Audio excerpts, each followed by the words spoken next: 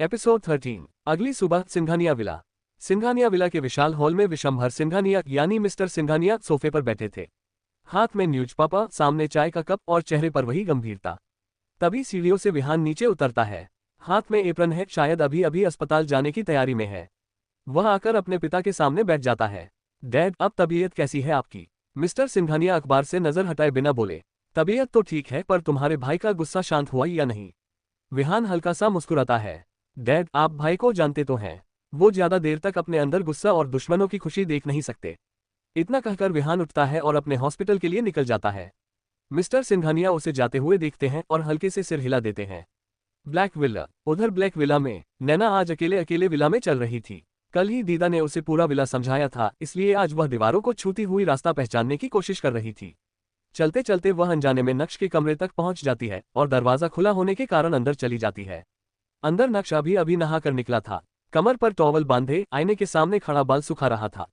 आईने में उसकी नजर पीछे आती नैना पर पड़ती है। एक पल में उसकी आंखें लाल हो जाती हैं।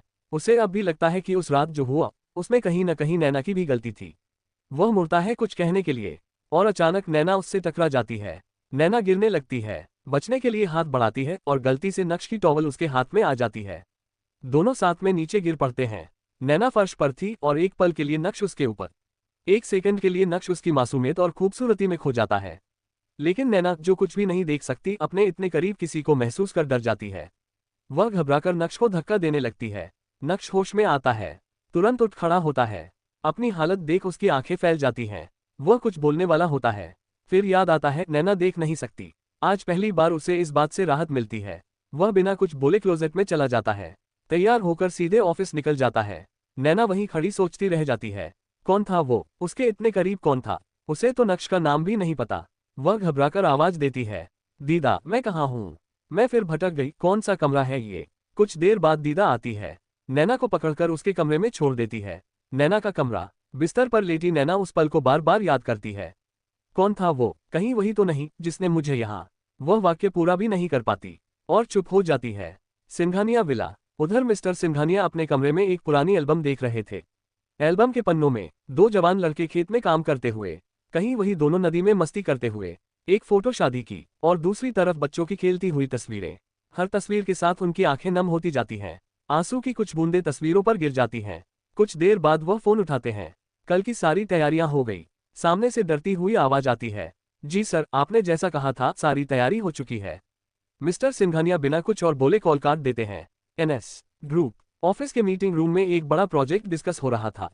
सबकी नजरें प्रेजेंटेशन पर थीं, लेकिन नक्श का ध्यान कहीं और था। सुबह की घटना, कैसे वो लड़की उसके कमरे तक पहुंच गई और क्यों उसे महसूस हुआ कि उसके करीब आने से सुहानी उससे दूर जा रही है। वह भीतर ही भीतर घुटन महसूस कर रहा था। तभी राका की आवाज उसे होश में लाती है। मीटिंग खत्म होते ही नक्श अपने पुराने अड्डे एक खंडहर जैसी जगह चला जाता है।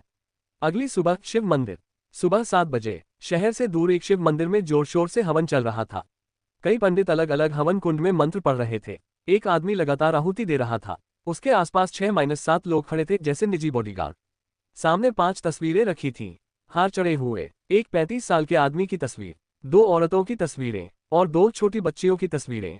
शायद आज ही के दिन उनकी मृत्यु हुई थी। हवन समाप्त होता है। वह आदमी उठकर तस्वीरों के पास जाता है।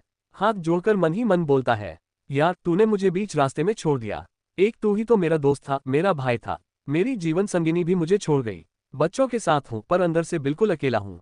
वह कोई और नहीं, मिस्टर सिंघानिया थे। उनके साथ विहान खड़ा था। विहान धीरे से कहता है, डैड, मॉम और आपके दोस्त और उनकी फैमिली को गए इतने साल हो गए। इनके जाने के बाद आप एक बार भी उस गांव नहीं गए जहां आपने अपने दोस्त के साथ बचपन बिताया था। मिस्टर सिंघानिया की आंखें दूर कहीं टिक जाती हैं।